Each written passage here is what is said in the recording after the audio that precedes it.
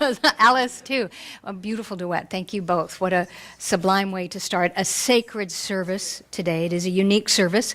As I alluded to at the opening, it's a different service today. We're going to have a little bit of a talk, but the prime focus of today is a sacred ceremony to welcome in the newly licensed practitioners, to recommit our current practitioners, and to assist you in knowing who, what a practitioner is and why. And those of you as in the receiving line, it never made sense that it's receiving if you're leaving, but okay, the receiving line or social hour, you'll have to pay attention to my necklace that was lovingly handcrafted by my friend Joe Blaine in San Diego, as it has a picture of our founder, Ernest Holmes. So I wear that, and my teaching symbol earrings with pride today, because we are about religious science.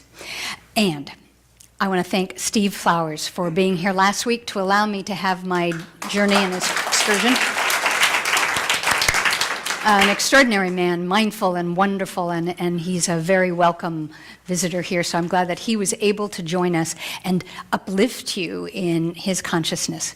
This month, the theme, as you heard, is Mind Matters, inspired by the book by Dr. Joe Dispenza, You Are the Placebo. He's in this month's magazine article. Some of you know him from What the Bleep or Breaking the Habit of Being Yourself, an amazing author who has a way of talking about religious science without calling it religious science, but basically new thought or quantum physics, and making it really understandable and acceptable to all of us. So I highly recommend his books, his magazines, and as I have 3 more Sundays, 5 in August. So as we go along, I'm going to talk a little bit more about his work, but not so much today.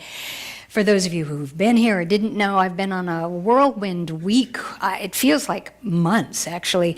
Last week, went to Eugene, Oregon for a birthday slumber party with girlfriends from elementary school and junior high. Yeah. Didn't get a lot of sleep. It was a wacky, wonderful, wild weekend. And the interesting thing was that Denise, whose house we stayed at, doesn't have Wi-Fi.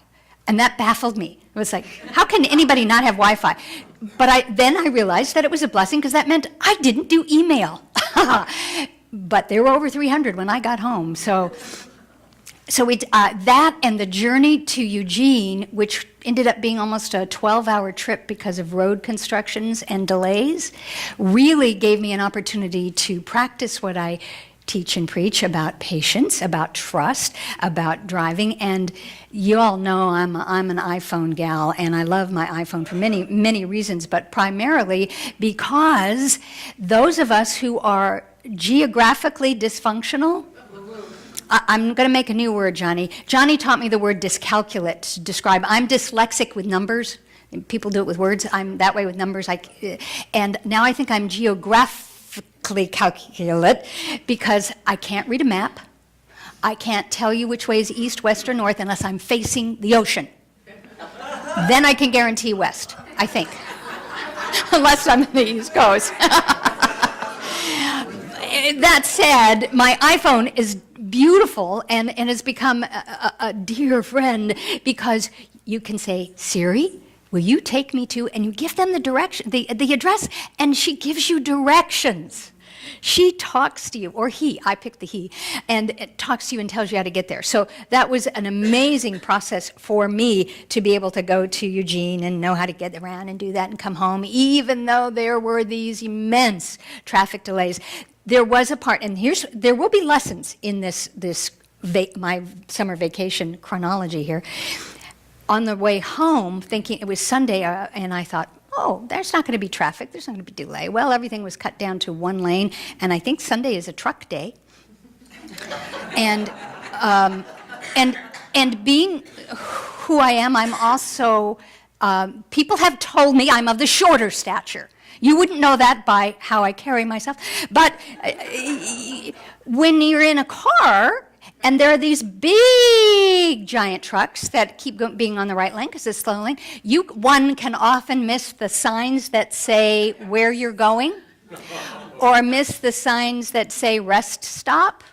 So you'd be driving and you're going, I want to get off to go to a rest stop, or I want to get off so that I can get gasoline, and you can't see it because where the truck, if it's positioned while you're waiting or driving, you can't see it. So many a time on the return trip, I didn't get to go where I thought I was going to get to go. So again, thank you to my smartphone. Honey, okay, I'm here. Where are you? I don't know. I can't read the sign, but I need to get off and get gas. Can you, I can call something, but can you call? So between the cell phone and my husband, remote technology, I was able to figure out what I needed to do. But what I want to tell you about while that was happening was because there was an anxiety level building up in me because the gas tank was going down. And I couldn't see the signs. And it was, at least as far as I knew, 28 miles to Reading, and I didn't know if I would make it that far without having to get off before that. So I had him call the gas station that I knew was coming, and then what did I do? But I turned everything off. I began to breathe deep breaths, and then I plugged in Lisa Ferraro and Erica Luckett on my CD to listen to So Sacred, and I'm breathing. It was like, and then the little voice, the little voice always is, because the human Duchess is going, oh my God, I'm in the car, I'm gonna run out of gas, I can't see the sign, blah, blah, blah, blah, blah. Then the higher voice is going, faith, trust, do you not know? Yes, I know, but what if? You know, trust, breathe, trust. Well, obviously I managed to find a sign. Nice trucker guy is like, can I get over there? So he lets me over and I get over. And then, but here's the human part, right? So as I'm getting to do that and I see the exit ahead, and then there's the part of me that went, oh, I can just go ahead to Reading? I don't have to get off now. I'll make it. It's probably going to be more expensive if I get off at this one. And then the little voice played back. I know you've all heard the analogy at some New Thought Center about the guy who's on the mountain during a flood, and he keeps saying he's waiting for God, and they send him a boat, and he goes, no, I don't want a boat, I'm waiting for God. And then they send him a helicopter. No, I'm waiting for God to show me how to save me. And of course, 4 or 5 different other rescue things. And he transitions, moves on up to heaven, and he goes, God, where were you? I was waiting for you. I was on the mountaintop. I know it was flooding, but where were you? And God said, I sent you a boat. I sent you a helicopter. What do you want? So I thought, all right, there's my exit. I'm going to get off and get gasoline. And I did. And as always, when things like that happen for me, when it's a chance to look at the humanity that, the old default mechanism of fear, anxiety, shifting to the religious science, breathing, mindful, I know all as well. Then whatever happens after that, I always meet someone that either I'm uplifted by, they show me, teach me something, or I realize I was there for them. I needed to be a beneficial presence for that person in the gas station that I got off for. Had I gone ahead to Reading, that wouldn't have happened. And that was my lesson going, oh, this is going to be in the Sunday talk. Because had I just let it go and trusted, it all would have been fine. And it was.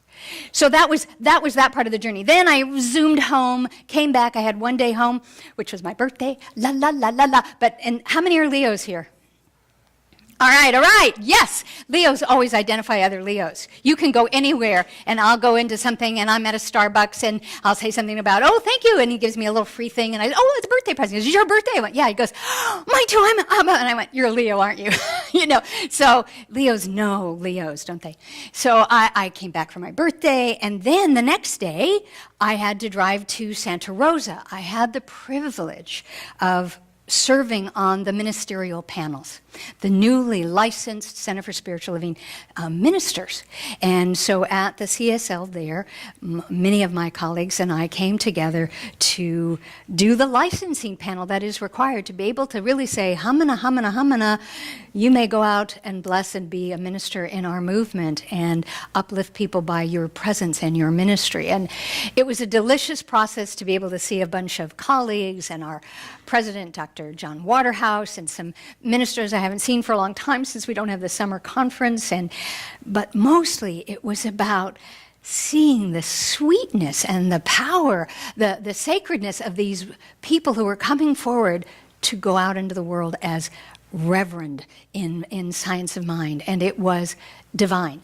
And I had the good fortune to think ahead and thought, that's going to be another long day and a long drive. So I decided to stay overnight in Santa Rosa instead of coming back for my magazine group. So my Science of Mind magazine group, thank you for letting me skip Thursday. So I picked a hotel. I lucked out and got a great hotel. And as I was packing, before I left, the little voice in me said, oh, take a bunch of your Keurig K-cups. They'll probably have a coffee maker there. And I went, oh, please, come on, not going to do that, blah, blah, blah. Well, sure enough, I arrive in my hotel room, beautiful hotel room at the Hotel La Rose. Open the door, first thing I see is a Keurig coffee machine. And it was like, and the little voice said, Duchess, when are you going to start to listen? We do this often, don't we? Yes, we do. I tell you things and you don't listen. I know. But it's only coffee. I know, but you must begin to listen. Yes. So I made a commitment to always trust my intuition and faith. Beautiful hotel, and then right outside my window I could see it's a coffee place called Aroma Roasters, open from 7 until midnight. Oh my. And they made almond milk lattes. I was a happy camper in this beautiful hotel, and I happened to have an opportunity to run into Dr. Johnny there, and we went to that coffee place and walked around. It was just this wonderful thing, wonderful thing. Okay, so cut to the next day, Thursday. I do have to come back. I do have to come home. And I'm driving, and I'm thinking, I am so confident, because I have been driving all week. I know how to do this. Listen to intuition, blah, blah, blah, blah, blah. I plug in the directions to get home in Siri. And she tells me to get on the freeway to go south to San Francisco. Okay, now, all right, as I just told you, I'm not really good at this, but I work really hard, and I go, I know I'm north of San Francisco. I know I live north of San Francisco. How in the... So I'm driving, and now I'm starting to get anxious again, thinking, oh my God, I'm going to hit traffic. I'm not going to get... South? It can't be. It can't be. How can I go south to get home to Chico? It took me 6 years since I've been here to remember that I live north now, because I came from Southern California, and San Francisco, Sacramento was always north. And now I have to remember it's south. So she's talking to me and she's driving, and so I'm driving. It said 20 some odd miles. You're going to go south to San Francisco, and then you're going to go west. And I'm going, oh my God, no. Something's wrong. I know I'm north and I know I'm east. I don't know how to get there, but I know that. And she's talking to me. So I call Dawn, honey, I'm driving. Siri's got the directions, but she's sending me south to San Francisco. And he goes, yeah, that's okay. And I went, no, I'm north. I want to come home. No, trust. So I'm sure we hang up. He's being very calm on the phone. He probably got off the phone, plugged in his Siri, and goes, oh, yeah, she's okay. She'll be fine. Well, again, once I realized what was happening and how it got there, it took me on an alternate route, different than the one I had coming down, with less traffic, no delays. It did have one lane, but I started going, and then again the little voice was like, yep, okay, where was that trust and faith? Oh yeah, that's right, okay, but it happened faster this time. I didn't spend a half an hour or an hour and a half on the road, freaking out, because what I learned was sometimes you have to travel south to go north. And somewhere along that line, when I was getting that insight, is when the song that I played for you as the entrance, Life is a Highway by Rascal Flatts, came on. And my universe works like that. God has a great sense of humor through me. So it's like, panic. Oh, that's right. Oh, man, I have to go south and north. That's kind of funny. And then Life is a Highway. It's like, oh, you are so cool. So I got all that. And then I'm driving, and now I'm headed in the correct direction, north or whatever. I can't tell you how. I just trusted driving. And then I started pondering that, and I realized that that's an exact metaphor for what it's like to go into practitioner training. And I'm sure that if you were to talk to either of our two new practitioners, they might share with you that they each indeed had to kind of go south, meaning going into the dark side as if you're slipping into the rabbit hole. You need to go south, deal with the dark stuff, deal with the anxiety of whatever it is that each of us individually have to deal with, whether it's, anxiety about directions and getting lost, or it's looking at all of the stuff that goes on for us humanly in this lifetime, juxtaposed with what we're being taught in religious science as our higher order. And so I bet that all of us who have gone through that training through practitioner or ministerial training basically have to go south, meaning going down and deep within, and able to go north to north equaling the higher level of consciousness. So each of us, as we walk our journeys, and we have stuff that comes in front of us, and we do, as it comes in, and sometimes we resist, as I did. Oh, no, I can't go south to San Francisco. And we resist that when all the while the higher order, or the GPS, God provides spirit, your inner GPS is saying, it's all right, go in, go down, take it south if you have to get south, because it's going to get you north to a higher level of consciousness. You have to sometimes go south to get north. And it isn't sometimes pretty. Luckily for me, it was daylight while I was going south, because sometimes when I have got lost, geographically lost, it's been nighttime, and it's even a little freakier, scarier for me, because it's like, I can't see things, I don't know where I am. It's just something I have to work through. But what it feels like humanly when we go through our stuff, whatever it is that creates anxiety, pain, or grief for each of us, it feels like we're going south. It feels like we're going down the rabbit hole and we will never find our way back. Has that ever happened to any of you? No. Oh, good. Well, I don't think that it's unfair to say that it's happened to these two women. So what that is now it's going to take me time into what we're going to do is the practitioner installation. I know most of you say installation. I say installation because we're going to bestow upon them practitioner stoles. I'd like to begin the service. First, I want to bring up Sandy Golke, who is a licensed practitioner here, but who is also the rock, the right hand, the left hand, and the middle person who worked the entire 2 years plus class with me in guiding our cubs. And so I want you to acknowledge Sandy is hugely responsible and significant in the process and in the education for Johnny and Wendy. So thank you, thank you, thank you.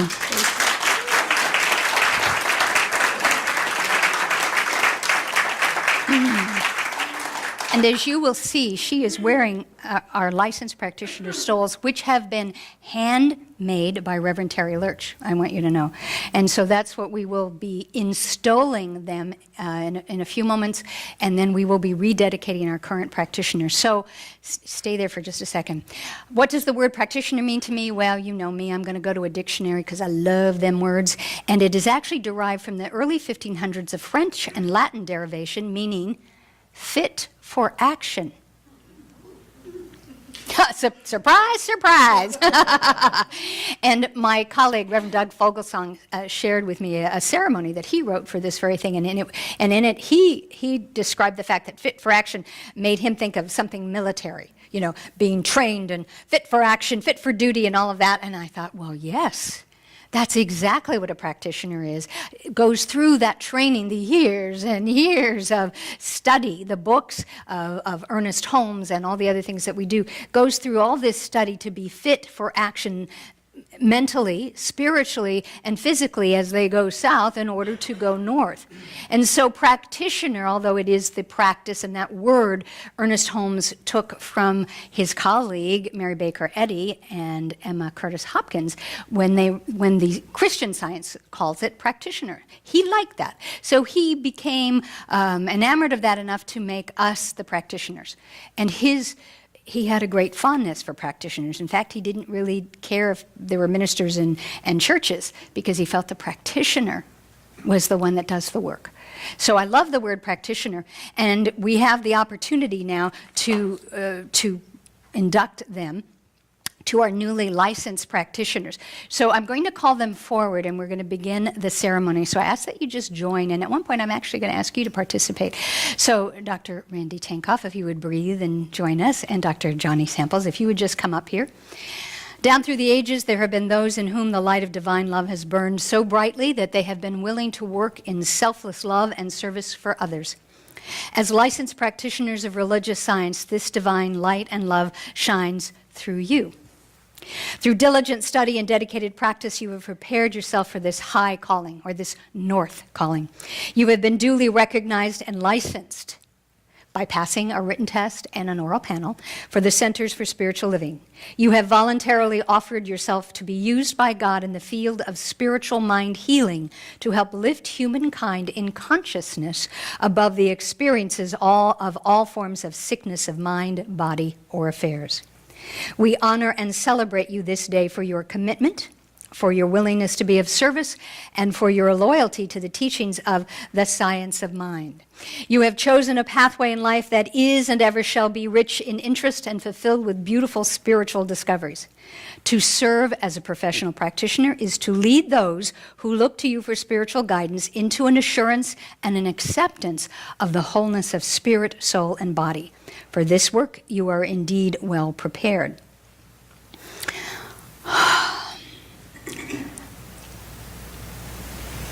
No, okay. So, I put this together, and it's like I'm just deciding how we want it. So, as professional licensed practitioners, licensed through Center for Spiritual Living, and in particular, the reason that we're making even more note of all of this is that these two women are the first to graduate as practitioners in CSL under the new curriculum, under the integrated, both United Centers for Spiritual Living and Religious Science International Centers for the integration. They are the first two. Well, they have colleagues around the country, but they are our first two that have graduated under the CSL training and curriculum. So it's significant. So I'm going to ask Randy and Johnny a question, and please respond. So I can face you. Do you hereby commit to placing God consciously at the center of your life, to continue practicing the presence of God and deepening your understanding of and relationship to God? I do. Do you agree to support and serve this spiritual community with your time, talent, and treasure, and most especially with your daily treatment work? I do. And do you commit always to seek and claim divine revelation of your highest and best expression of the practitioner heart and consciousness through your work in the world? I do. I will.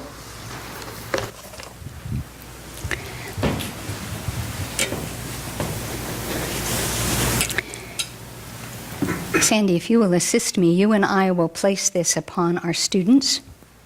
And as I said, these were handmade by Reverend Terry, and it has our teaching symbol on it. And if those of you who are new to our philosophy want to understand the teaching symbol, talk to one of them. So we place this. I want you to help me do each one. So we do the side together.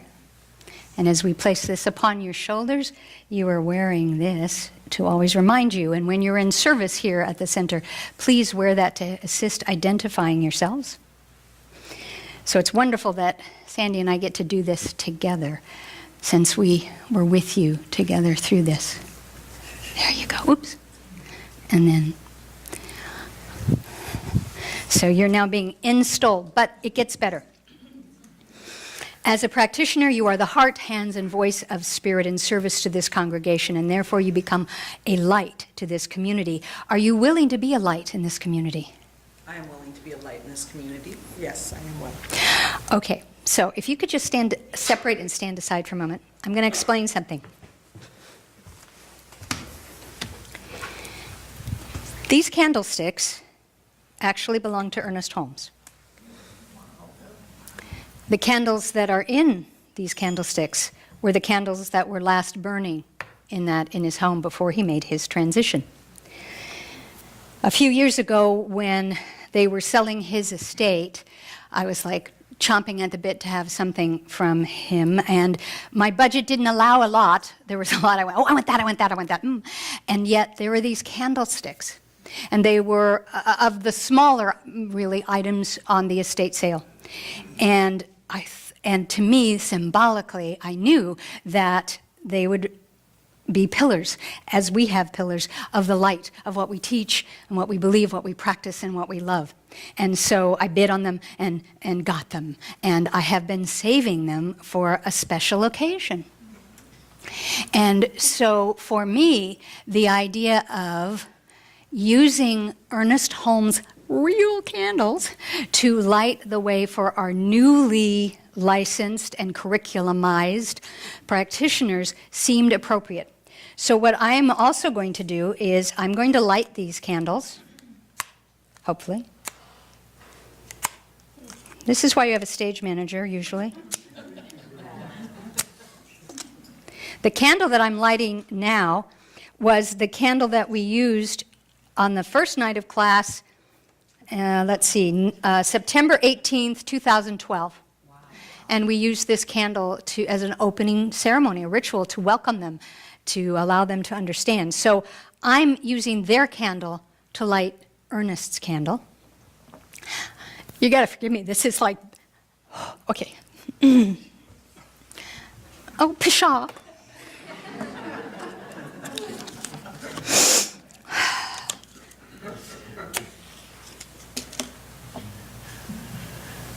Okay, all righty.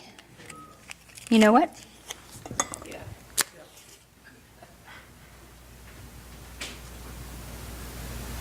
Wow.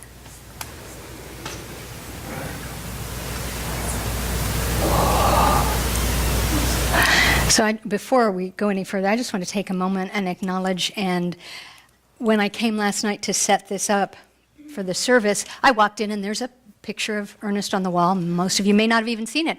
And as I walked in, put the box down with the candles and everything, the paraphernalia, and I stopped and I saw him, and I had that moment of, oh, do you have any idea what we're up to, what you have created and made possible for so many thousands of people for wisdom and healing? And now I'm about to bring in 2 new practitioners for you. Now, trust me, I know it was late last night, but his mouth didn't go, yes, I know. It really was a sacred moment. And for me to light these gorgeous candles, and again, to use the real candles that he had, not just new ones, is, so if we could just take one moment in silence to acknowledge either Ernest Holmes the man, or the teaching or the philosophy, or how it has changed your life.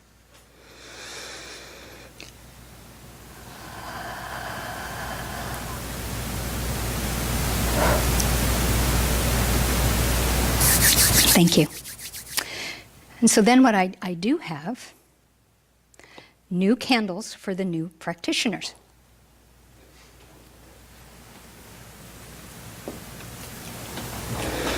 And then they get to keep these and put them in candlesticks somewhere, wherever, and who knows years from now when they may be doing something similar. And what I'd like I'd like each of you to do is to really, as well as symbolically, light your candle from Dr. Holmes' candle, and then to together go and light our unity candle of joy for the center.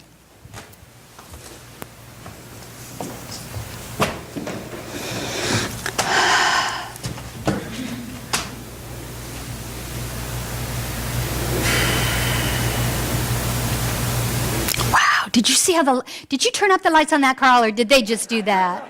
Wow.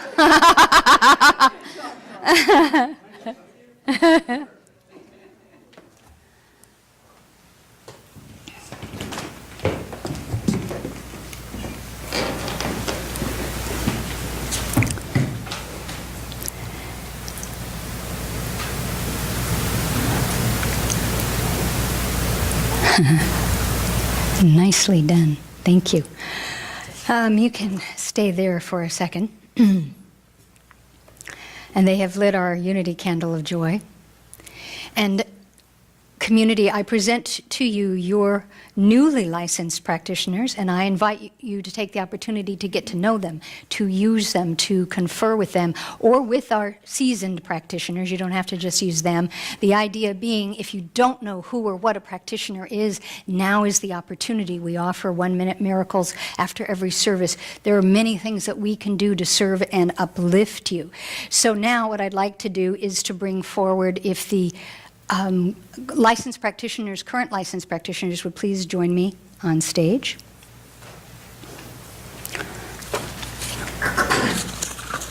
Woo.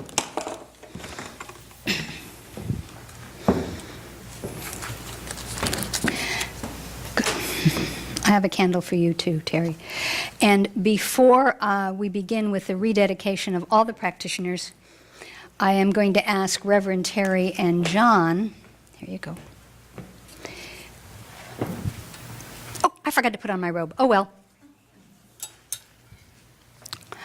I'm going to ask Reverend Terry as a staff minister here and the designer, and John Boyle as our practitioner core director, to put this stole upon me, because last time Terry made the stoles, we didn't have enough for me, and I already have all my other stoles. So I get to stand here and rededicate with all of you. So if you would, look how easy this will be for.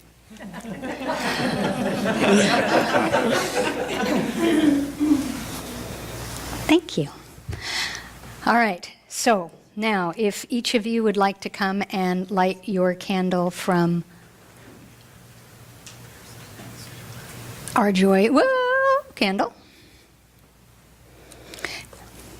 Each of you want to get you have candles. You have your candles too. Oh, I have an extra one for you. Where did I put it? Oh, it's under my chair, Sandy. Sorry, I thought I brought it up.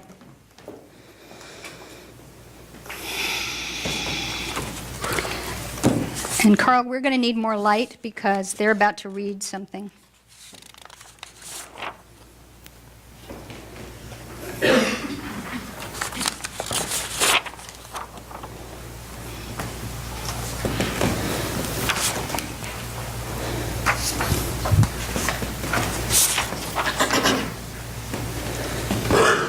John, I have one for you too. Do you have one, Sandy? Oh, yeah. So as we face this community, first I will say to you,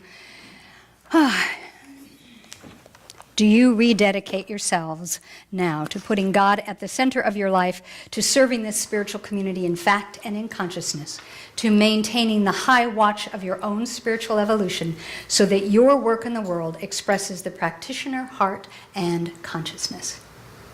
I do. I do. If you would join me, we will read this commitment to the community. We've not rehearsed this, so hang in as we do this. I am a practitioner. I invite you into God's presence. Come and allow God to heal you.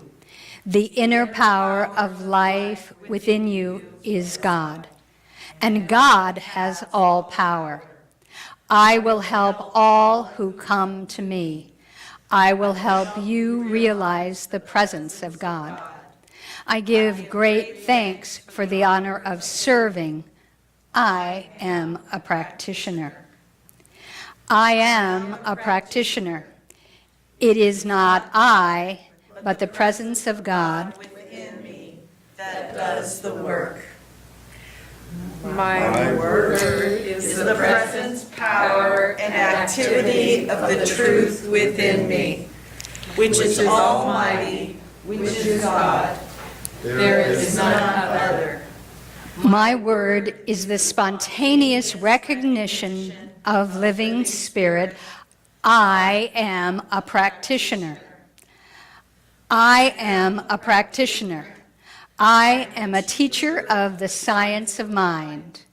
I am here to facilitate the embodiment of health, prosperity, loving relationships, and creative self-expression in your life. I am dedicated to empowering you to come into the consciousness of permanent healing. I am a practitioner. I am a practitioner. There is nothing but word to speak. There is nothing but mind to move. There is nothing but God to heal. And there is nothing but wholeness to realize. I am a spiritual mind practitioner. And so it is. So I am now, because this is a community, and it's not a one-way street, life's a highway, I'm going to ask that those of you who are members of this center who would like to repeat after me, and that means you guys too, because you're, part of the center if you want. But I'm going to give an antiphonal reading that I'd like you to respond back to us to acknowledge this. We, the Chico New Thought Center for Spiritual Living, acknowledge you, our licensed practitioners. For dedicating your life continuously practicing the presence of God. For dedicating your life to continuously practicing the presence of God. We acknowledge you for committing yourself to your own spiritual growth. We acknowledge you for the demonstration of peace and harmony in your life. We acknowledge you for the demonstration of abundance and health in your life. We acknowledge you for radiating divine love. We acknowledge you for committing your entire life to being a practitioner of religious science. To being a licensed practitioner here at the Chico New Thought Center. For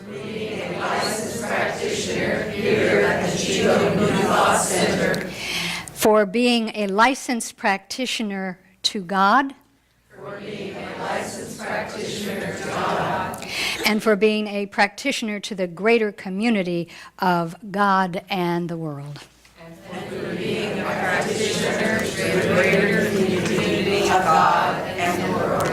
And so it is. Your licensed practitioners here to serve you.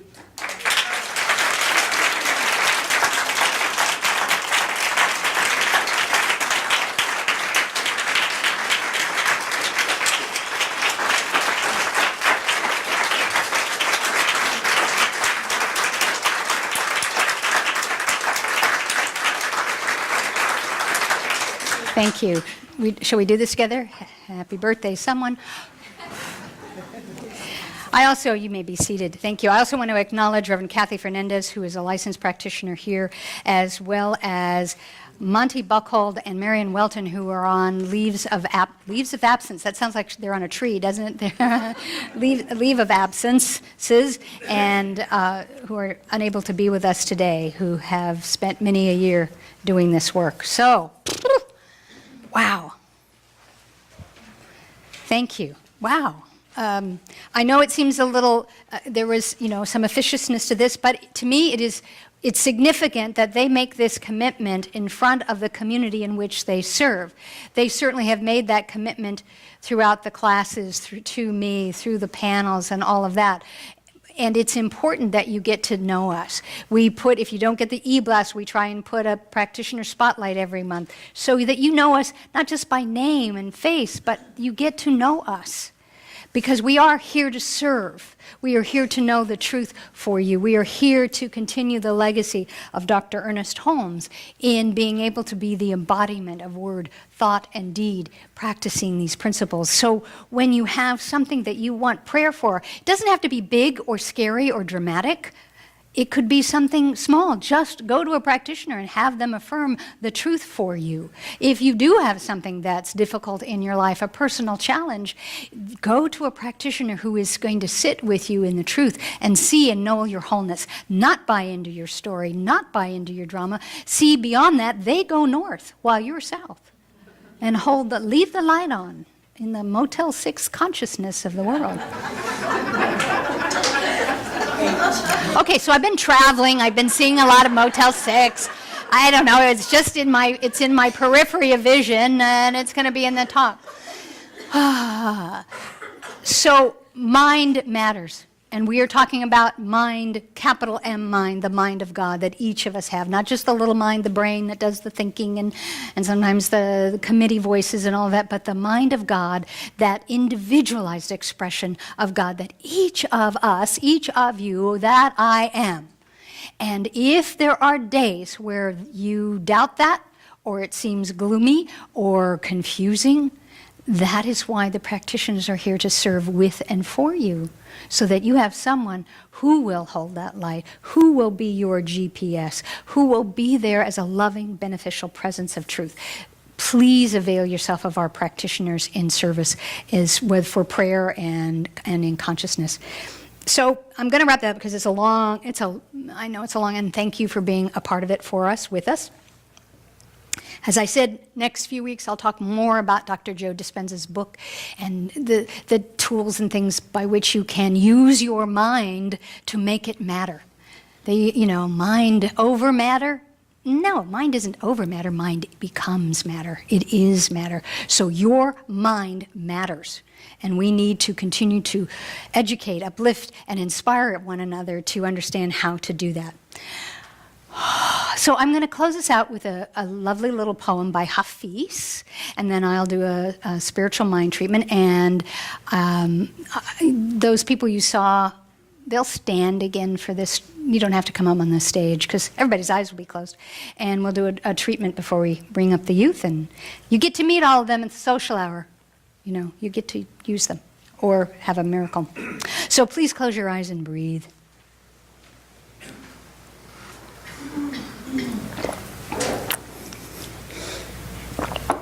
And we do that because you're closing your eyes, shutting out all of the lovely earthly distractions of light and color. And it allows us to actually turn within, to breathe, and become mindful. And all that mindfulness is really about being in the present moment, being awake and aware. Not being in the present moment or thinking that you're in the present moment and thinking about where you're going to go to lunch later today or what you have to do tomorrow at work. That's not being mindful. Being mindful is right here, right now, and knowing who you are. And so I read this poem from Hafiz, and it is called Tripping Over Joy. What is the difference between your experience of existence and that of a saint? The saint knows that the spiritual path is a sublime chess game with God, and that the beloved had just made such a fantastic move that the saint is now continually tripping over joy and bursting out in laughter and saying, I surrender. Whereas, my dear, I'm afraid you still think you have 1,000 serious moves. So perhaps you didn't think of yourself as a saint before today. Perhaps you were too busy contemplating the 1,000 serious moves. So instead, let us trip over joy together, launched by the celebration of these newly licensed practitioners. Trip over joy, burst out in laughter, as Drenya said, and say, I surrender to thee. And breathe into that surrendered space, which is a combination of north and south. It's in the middle awareness of where thou art. And know without a shadow of a doubt that there is a divine presence, a higher order, the one mind of life that is all of life. For there is a power in the universe greater than I am, and I can use it, which thereby empowers me to be all that I can be, all that I am. Wow. And that applies to all of us, whether or not we consider ourselves saints or practitioners or just an average Joe or Jane. We are here as beloved expressions of the Most High. And so it is our charge, our gift, our celebration to know that in every way we possibly can. Let us know it and affirm it for our physical bodies, for a sense of health, vitality, and well-being. Wherever there was dis-ease or discord in the body temple, surrender it, let it be gone. Give permission for it to go. And then we breathe in and we celebrate the idea of creative expression. Whether we're still in a workaday world or we have retired, our creativity has not and never will. For we are made in the image and likeness of the Creator.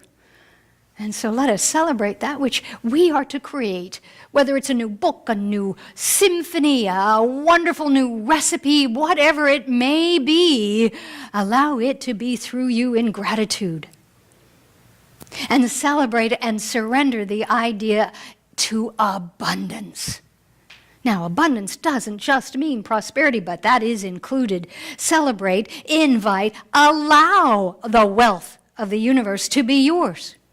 Whether it's the abundance of blessings and love and smiles, the abundance of financial freedom, any and all of that is yours. Claim it, allow it, surrender to it. And we surrender to that divine concept called love. Not just the love that we feel with the little red hearts and the Valentine aroma, but the divine love, the heavenly love of our presence, the unconditional love of God. Surrender to that. And then as that happens, the saint moves into that which we know is the holy sense of peace. Peace. Peace beyond human understanding, no matter what may have been going on in your life, what challenge, what discord. Move through that. Surrender to the idea of peace. Be that peace and allow it to be you. And if and when any of the monkey mind chatters start to doubt or question that which we have just affirmed, get thee to a practitioner and affirm and know the truth together. Thank you, Spirit. Thank you, Life. Thank you, Dr. Ernest Holmes. Thank you. I now take all of this, everything about the service, and I just gift it back to the universe. I surrender it back to the one mind, the one life, the one heart of God. And now I am free and unencumbered to simply be joy. Breathe more joy. Be here now, all that I am in the authenticity of my being, and humbly give thanks. I ask that you join me together now as we say, and so it is, and so I am, and so we are. Amen.